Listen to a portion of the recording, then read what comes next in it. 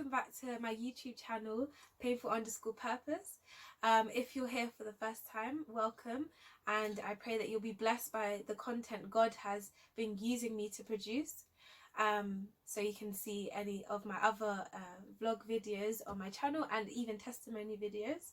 I thank God for where He's brought me from, and how He's just helped my confidence to grow and grow in Him.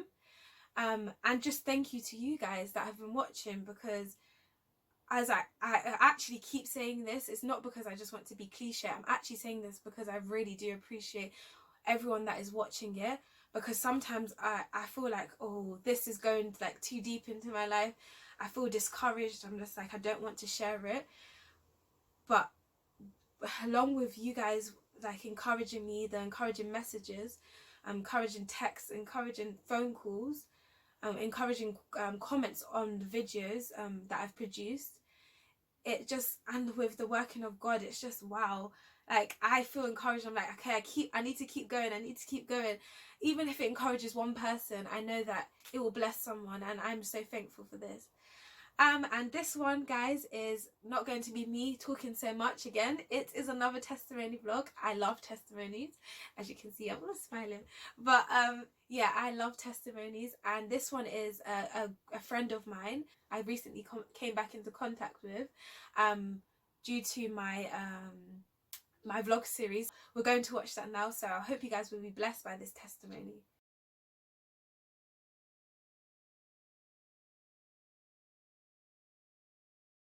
Hi guys, my name's Olivia. First of all, I'd like to say a big thank you to Chelsea for setting this channel up and the amazing work that I know she's going to do. Her testimony touched me so much, so I reached out to her to see if she would like to hear mine and share it on her channel, and see if we can let God's amazing grace and mercy and love shine out to more people. So a big thank you. Where to start? So I remember distinctly when I was really young, I'd always had this idea that I knew that God existed, even though my parents weren't Christian. They didn't really encourage a faith in me. So having faith in God, especially a Christian God, was actually quite discouraged in my family. So it wasn't really until my teens that I was able to explore that faith a little bit more. And I got involved in a church while I was living in London for several years. It brought me a lot closer to God, and it definitely solidified the fact that I knew in my heart that God existed, and that God to me was a Christian God. So long story short, due to a lot of difficult circumstances, I had to leave London very quickly. Basically, I had to run away with my mum to a women's shelter for domestic abuse, so I had to leave everybody and everything that I knew behind. And at that time, things were really, really dark to me, and I just couldn't understand how a God could let that happen to me. A God that I believed loved me, and I know now does love me, but at the time I could not process that in my brain, so I fell completely away from faith. So several years later, things had got steadily worse and worse in my life, really. At one point I didn't have anywhere to live. I was clinically depressed. I had such severe anxiety, I couldn't leave my house anymore, I couldn't really leave my room anymore. It was a really, really difficult time. So this continued for several years. Because of everything that happened and my mental state, it meant that I couldn't do my A-levels like everyone else my age. So I moved to Scotland for a fresh start, to get away from everything. My mum was living up here, and she had told me, because she was currently on an access course at the University of Glasgow, which is basically a chance for people that couldn't do A-levels, that couldn't continue with higher education, to get a chance to get into university. So it's a one-year course. So I decided to do that because since I was little, all I'd ever wanted to do was to go to university. So I did that course. I got the grades that I needed, and I started at university doing a degree in English literature. And I thought that was it. My life is set now. Everything's going to be fine now. No. About a few weeks into university, I started having seizures. I went to my doctor's, and I was at the process of having loads of tests done. So they basically test you for everything. They take a lot of blood. I was having patches stuck to my head. So all that was happening, and they're trying to work out why I was having seizures. So understandably, being at university at the time was really, really difficult. I was having seizures nearly every week. And whenever I have seizures, I blank out for at least 2 to 3 days. I don't remember any of it. So it was really difficult to study, because every time I was studying or taking anything in, I couldn't remember because I would have a seizure and forget all of it. So then I was sent for MRI scans, and I was told, probably not going to find anything, it's probably going to be fine. So I went to my MRI, and I remember lying there, and there's like a little mirror that you can see, so it kind of reflects the nurses and doctors in the room while they're watching you. And I remember them running out and then running back in, and that panicked me a bit. I didn't hear anything back, so I thought, okay, it's just me being paranoid, it's fine. And then I got a letter through asking me to go to see a new consultant that I'd never heard of. I didn't know why I was going, nobody had told me anything. So she talked about my seizures, what they were like, and then she went, don't you have any questions? And I said, about what? And then she just said, your tumour. And I broke down in tears because I had no idea. It was quite a shock, mainly because I was meant to have been told that they'd found something in my MRI, and I hadn't been told. Yeah, it shook my world entirely. Yeah, I'm getting all upset for thinking about it. But I think I'm more upset about like remembering the state that I was in when I found out. It was really, really difficult, especially at my age, finding out something like that. And I kind of got to the point where I thought, this is meant to be my life getting better now. How is this happening now? So at that time, I went back to my partner's house, and I said I need to drop out of university. I couldn't cope with all the seizures and the tests and that, and being at university. And I didn't know when I'd go back, but I just needed a break. And that in itself broke me, because all my friends and my partner and everybody I knew, including my mum, were all at university, and it'd been my dream for so long, and I already felt like I was behind because all my friends had gone, and at this point were pretty much graduating university, and I was still nowhere. My partner introduced me to a couple that were from New Zealand. The husband was a pastor. They were the most lovely people I think I've ever met in my life. And they asked if I could come round, and they would see if they could heal me. And at this point I was like, I mean, what else have I got to lose? And there was still a big part of me that always believed that there was a God there, and I just pushed it away because I just couldn't cope with what was happening. So I sat down in the evening with them after I'd finished my shift at work, and we talked about God, and the pastor sat down and he was talking to me, and he just started saying all these things, like he knew exactly where my tumour was without me having told him. He knew stuff about my past. He sat down and said to me that God has always loved me, and he's always looking out for me. And right now he's going to help me, because from now on my life is not going to be like this anymore. And yes, there'll be hard times, but I won't be alone in it anymore. I'll have my faith, and I'll have God standing next to me. And it was the first time that I actually believed that.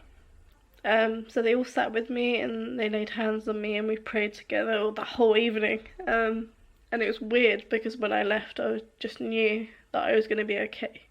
Like, even if things went bad with the tumour, whatever, I just knew it's going to be okay. I knew, I don't know, my whole life felt different. Like, I think because I had finally accepted God in, I knew that he was with me. Everything was different. The whole way I saw my relationships with people was different. The whole way I saw my life was different. The whole way I approached making any kind of decision was different. And my brain kind of just woke up, like my anxiety cut in half. I didn't really feel that depressed anymore. I was still like struggling with things. They were still present in my life. But for the first time I wasn't hopeless with it. Like, I knew I was getting out of it, and I'm getting better. And I'm getting better not alone anymore. So after that, I had to go for more MRI scans. And I remember lying there, and I was just praying the whole time. I was like, God, just stay with me. God, be with me in this time. And I really felt that he was there with me. And then I went to see my consultant again, and my consultant said that they didn't think that the tumour was growing anymore. There was no evidence of it growing. They think it stopped, and it may remain like that for a very, very long time. I haven't had seizures for about 8 months now, I think. I haven't had a seizure. I don't know how to explain it. Even when I went in to see the consultant, I knew it was going to be okay. Even now, like, I know even if things get worse when I'm older and things, I know that's going to be okay because I know now that God is with me. So after all of that, I started going to a church. I remember it was the first time that I'd ever gone to this church. I knew nobody there, but they were lovely when I came in, but it was just quite nerve-wracking for me with my anxiety and things. But I was like, I knew that was where I was meant to be, and I was getting called there. And I sat down, and it got halfway through the service, and the pastor stood up, and he's like, today, I just want today to be about what we're thankful for to God, and I would like to invite anybody to come up to testify. And I was just sat there, and I could feel God saying, testify, testify, and I was like, I can't testify. I don't know these people, it's my first day here, and everyone else was talking, and it got to the last person, and the pastor just looked at me as though he knew. He was like, you have to testify, and I was just sat there like, oh, okay. So I put my hand up and I took the microphone and I told my story about my tumour and everything, and it was really beautiful. And he put his hand on my shoulder and he was like, God's telling me that things are going to be okay, your living situation's going to be okay, because I was in a hard patch at that point. He's like, you're going to get back to uni, everything's going to be alright. It was also the day I met a lovely woman as well called Anna who talked to me after the testimony, and it was insane. Like, I just knew God has made me meet this woman. We had literally the same, she also had a brain tumour. She's been through a lot of the same things as me, and she's just such a lovely, lovely person, and all the things we have in common, like studying theology. I also study English lit, I do like both at the same time, but we talk about that all the time, and we were interested in all the same parts of the Bible, and we'd written essays on the same things, and her husband's a writer and I write, and it was insane the amount of stuff that we had in common. I thought only God could do this, only God could make me meet somebody like this, and the support she's given me has been invaluable. And she's really brought me closer to God as well, because she's like a person that I feel like I could always talk to about my faith, and any time that I'm struggling or any time I need advice, I know that she is there. So now with her encouragement and the God by my side, I just woke up one day and went, life's too short. Like, I've been diagnosed with a brain tumour, I've been having seizures, I need to go back to university. But I don't want to just do English literature anymore. I want to do theology. And everyone was like, why? Are you going to be a minister? And I was like, no, but I just feel like I have to do theology. I just feel like I have to do it. And everyone was like, but what else can you do with it other than be a minister? And I was like, I don't care, I just need to do it. So I've taken both, and honestly, guys, when I got to uni, I met the loveliest people on that course, and the lecturers and everything were absolutely amazing and so supportive and so kind, and the course content was incredible. And for the first time I really felt like I was thriving because I wasn't doing it alone anymore. And I have such a great passion for the subject, and it's mad because even doing theology, I now love English literature so much more because I can find all those themes within literature. So I guess what I want to say is, no matter how hard things are or how unfair you think life is, all those things have led to you gaining a better relationship with God, if that's what you want. Like, he is always there, he's always looking out for you even when you don't think he is. Like, I was not talking with God, I did not have a relationship with God whatsoever, and he brought this amazing couple into my life. He brought an amazing minister into my life. He brought amazing friends into my life. He brought me back to university, doing courses that I actually love.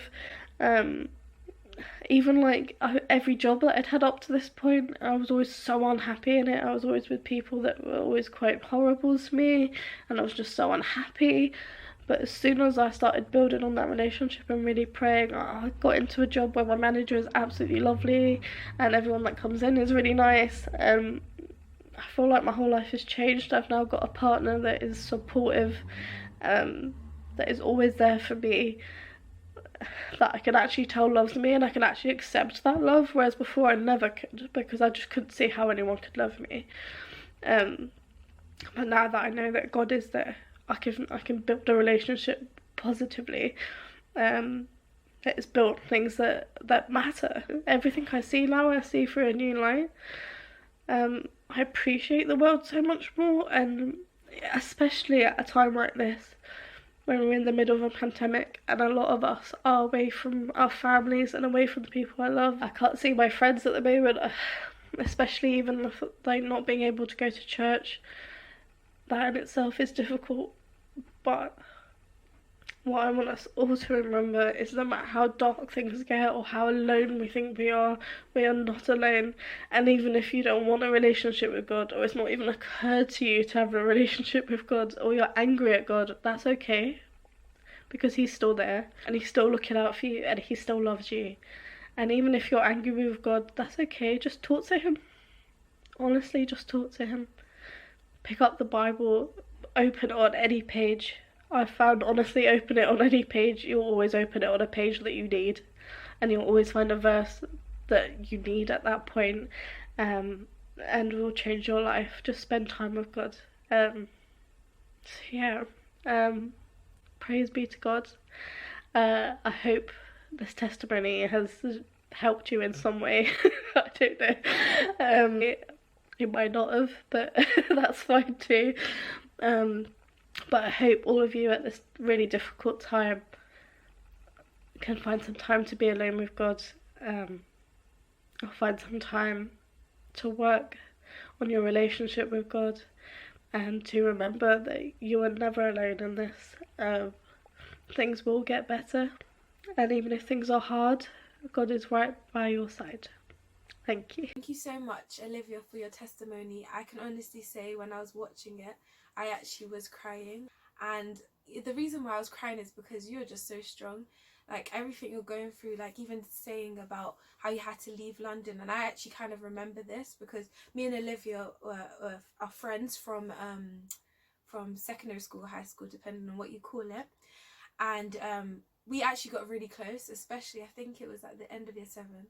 You can correct me if I'm wrong, Olivia.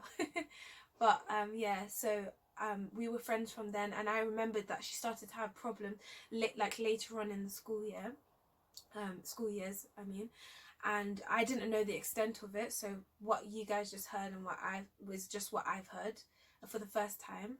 And then also the brain tumor, I actually didn't know anything about it until recently when she reached out to me and said, I have a testimony to share. Would it be okay if I share on your channel? I said, of course. And praise be to God that you haven't had a seizure in 8 months, I think you said. But just hearing your testimony, Olivia, is wow.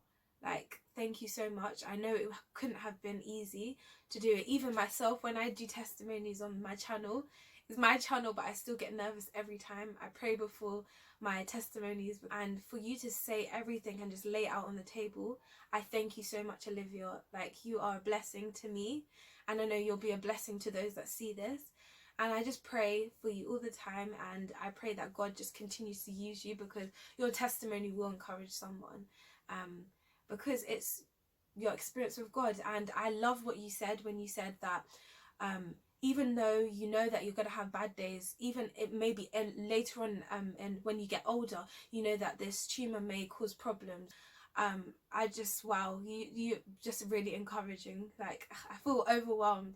I'm speaking and I'm just like, what am I saying? Because I just can't, I really can't describe how I felt or feel about this. And well, she already gave an encouraging speech, guys, so you know, all that's left for me to say is a verse that came to mind when I was listening to Olivia's testimony, and it was from Psalms 46 verse 1, and it says, God is our refuge and strength, a very present help in trouble.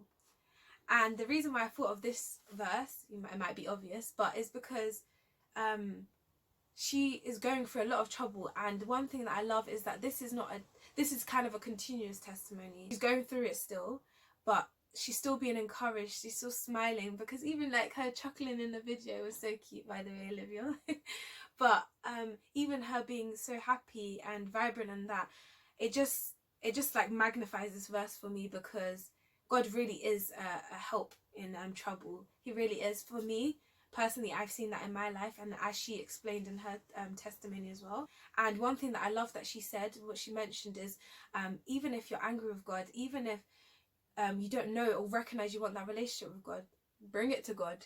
because I know there's been times, which I will explain in later testimonies, that I've been like upset with God. I haven't understood why he allowed stuff to happen, and I spoke to him about it. The best thing to do is be real with God, and by being real with God, God is real with you, if that makes sense. But yeah, and it really does help. It brings peace. Like, it just means that through the storms of life, like Olivia said, you're not going to have it all smooth sailing just because you recognize God is there and he's with you. But having God in the situation, you really can smile in storms. Like, not the way that we think, like, oh yeah, everything's like, stuff will happen bad, but I'm still laughing. No, but you have, as the Bible says, a peace that surpasses all understanding. And that's kind of how you feel when God is in your situation. So thank you once again, Olivia. I loved your testimony, and thank you for encouraging me personally, even if it doesn't encourage anyone else, which I don't think it hasn't. It has encouraged me, so thank you. And if you guys have any comments or questions or anything, you can put them in the comments below this video. Even encouraging words for Olivia. As I said, she's still going through this, and I'm going to continue praying for her, and I pray that you guys that are watching will pray for her too, in her situation. And I also just want to encourage you, as I've been saying through my latest vlogs, that if you have a testimony, that you'll please share it, whether that be in video form, whether that be a direct message to my Instagram account, or an email to my email address account. I now link both my Instagram and my email address description box below this video. And so that you guys can get in contact in that way. And remember, you can stay anonymous. I can share your testimony if you don't want to do a video form, for example, and I will not mention your name, but I would really love to hear from you, because you can encourage in a different way than I can, by your testimonies, by your stories, and they're yours. The greatest witness of witnessing of God's love, his mercy, his grace, like Olivia said at the beginning of hers, is by telling your story. So please, if you can, if you would like to, please share your testimonies with me, and so that I can share it with others on this platform. And I can't wait for you guys to see the next video. As I said, thank you once again to Olivia, and I hope you guys will be there to see my next vlog video after this testimony one. And as I always say, please like, comment, share and subscribe if you haven't already, and please hit that bell and accept all notifications, or allow all notifications, I think it says, so that you can be updated on when my next vlog video will be out. And I just really hope you guys were truly blessed by Olivia's testimony. I was, and I pray that you guys were too. So I will see you next time. Bye guys.